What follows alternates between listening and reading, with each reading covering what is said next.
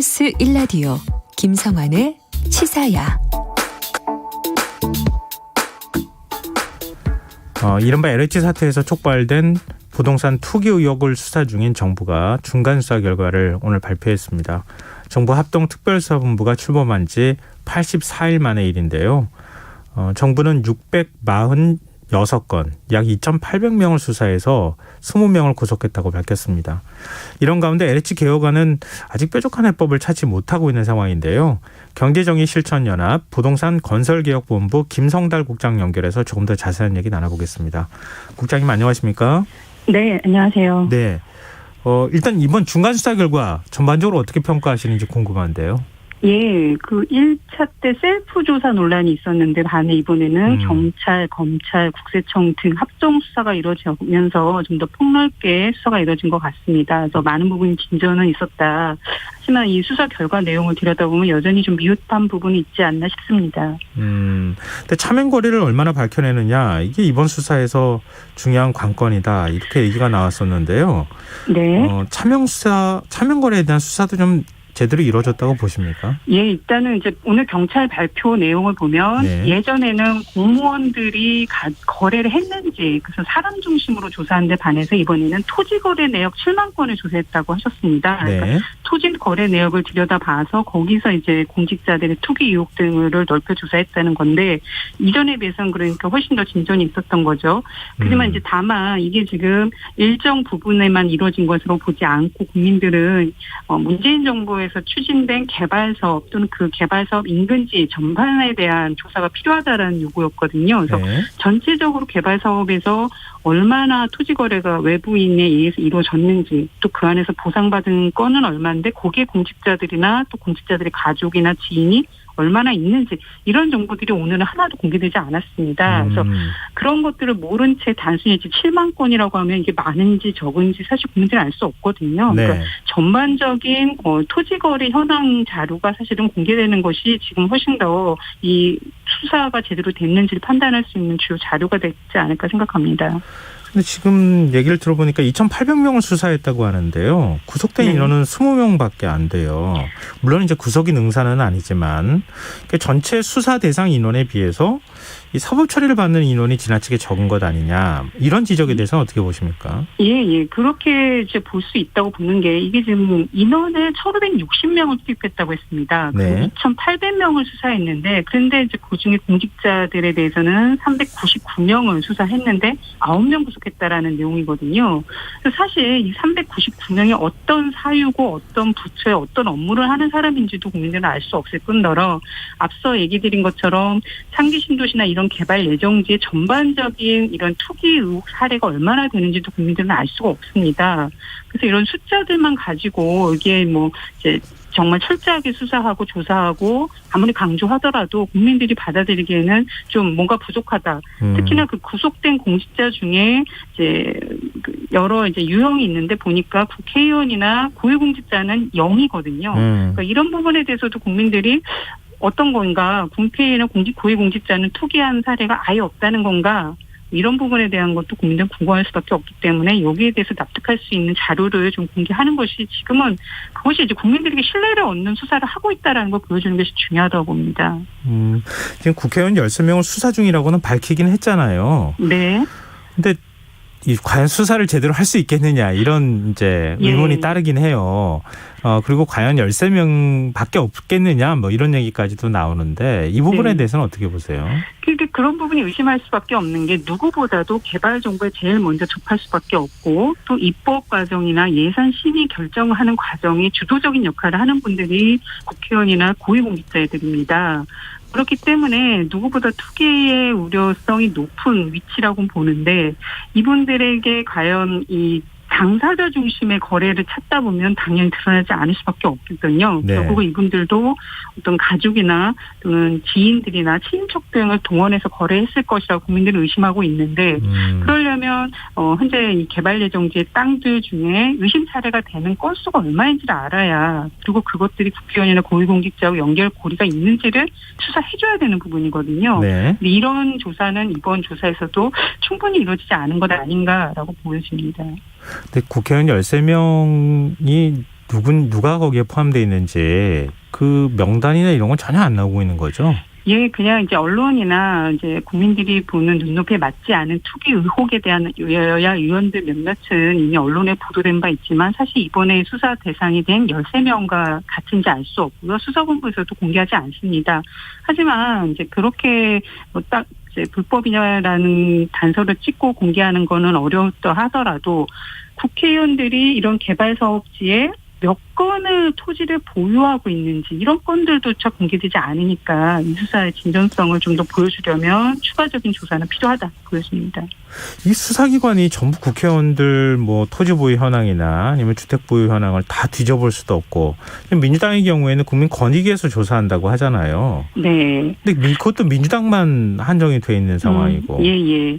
근데 이제 권익위에서 조사를 하더라도 권익위도 수사 권한이 있는 것이 아니기 때문에 결국은 공직자 국회의원들이 직접 토지 거래했는지 안 했는지 중심으로밖에 볼 수 없거든요. 그런데 그렇게 해서는 사실 차명 거래 과정들을 드러내기 어렵습니다. 그래서 결국은 어떤 토지 거래 내역을 다 드러내고 그 안에 무심되는 사례와 국회의원과 공직자들이 연결고리가 있는지를 수사해야지만 이것이 드러날 것인데 지금 사실 이제 그래야지 국회의원 그런 대상에 국회의원까지 다 포함해서 조사한다 이런 과정으로 가야지 그냥 국회의원들이 거래 공직자들이 거래했냐 안 했냐 이런 일차적인 수사로는 드러나기가 쉽지 않을 거라고 봅니다. 네, 이건 좀 상황을 지켜봐야 되지 않을까 싶은데요. 오늘 중간 수사 결과 발표를 할 때 공개한 내용을 보면 투기 수법이 뭐 상상을 초월한다고 해요.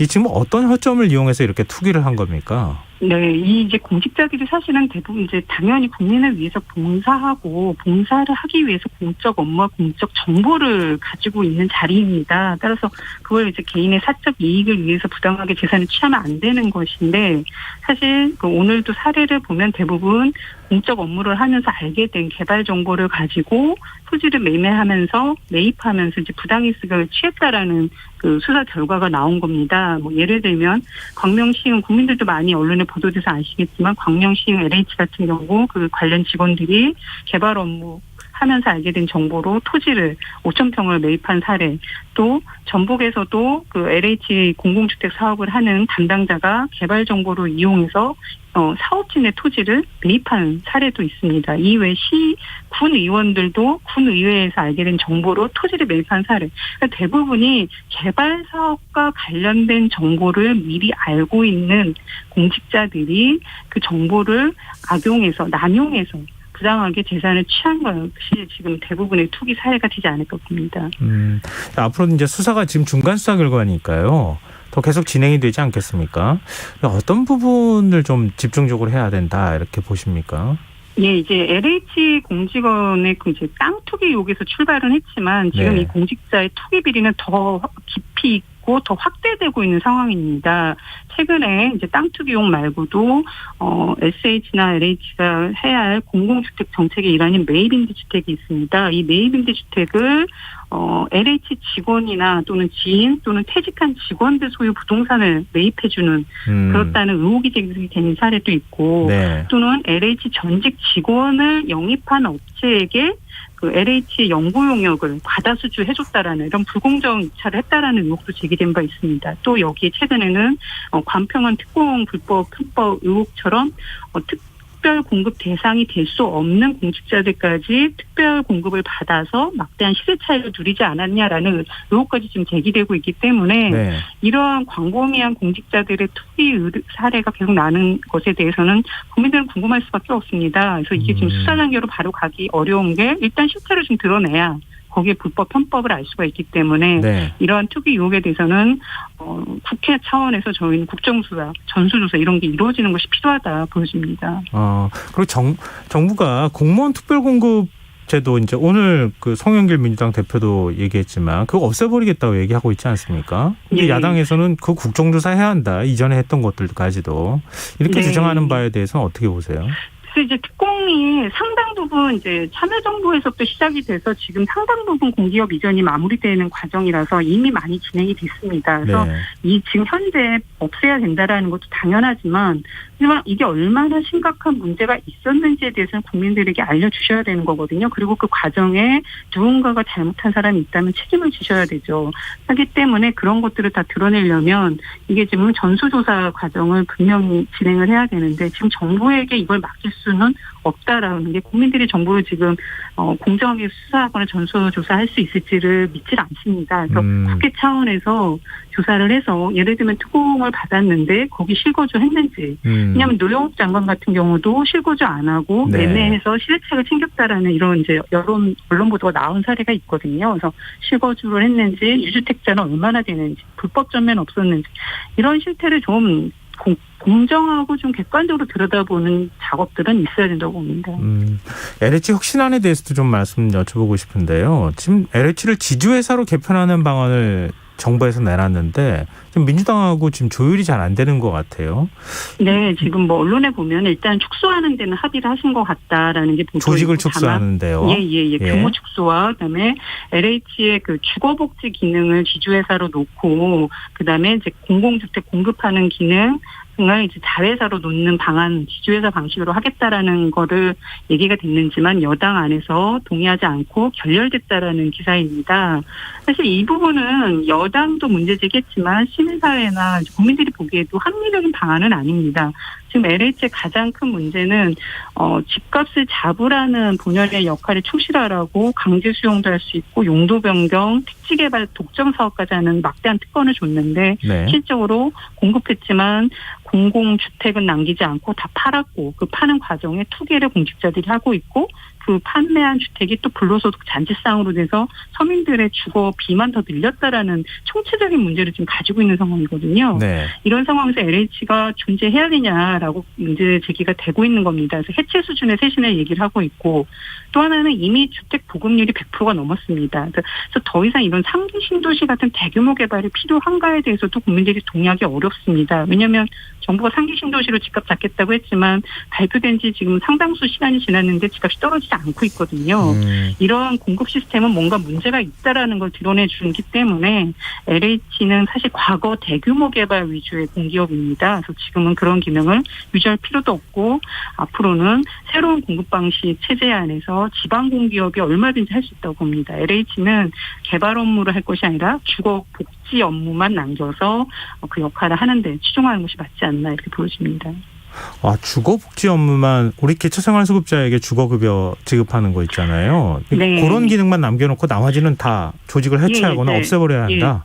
주거비 지원을 하고 LH가 지금 가지고 있는 공공주택이 100만 채가 있습니다. 네. 그러한 공공주택을 관리하면서 서민들을 위한 주거복지 기능으로 전념을 하는 것이 이제는 앞으로 이제 패러다임 전환을 그렇게 가야지 앞으로도 계속해서 이런 환경 파괴식 대규모 개발을 할 필요는 이제 없다라고 보여집니다. 근데 지금 말씀하신 대로 하자면 대규모 구조조정이 따라야 되는 상황이잖아요. 지금 네. LH라고 하는 조직이 굉장히 큰 조직인데 근데 네. 그냥 구조조정으로 끝날 수 있는 상황은 또 아니잖아요.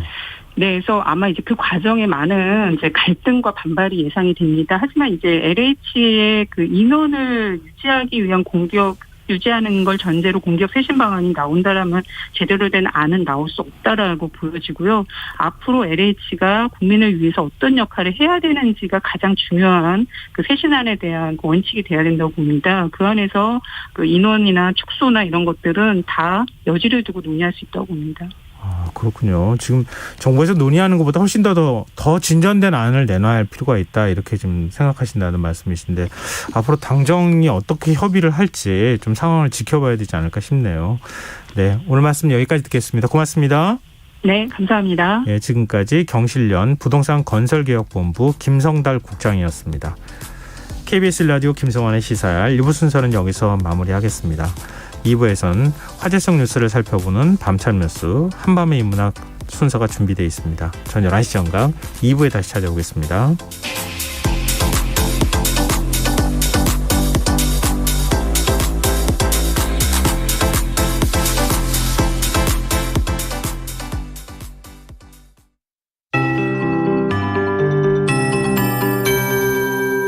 KBS 58분 날씨.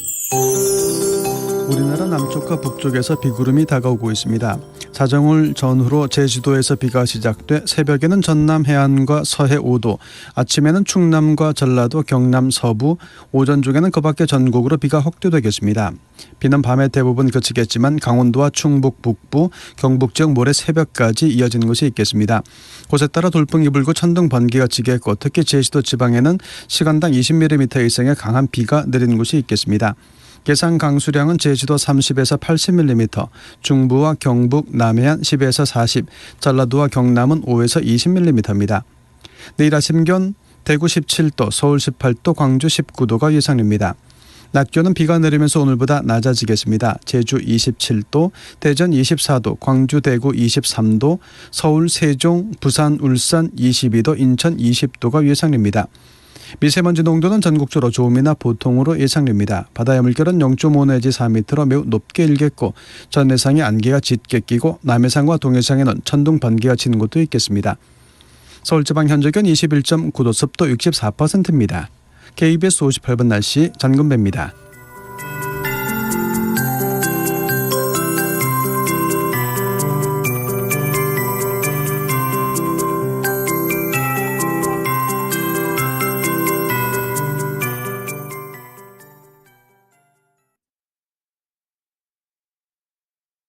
정성을 다하는 국민의 방송 KBS가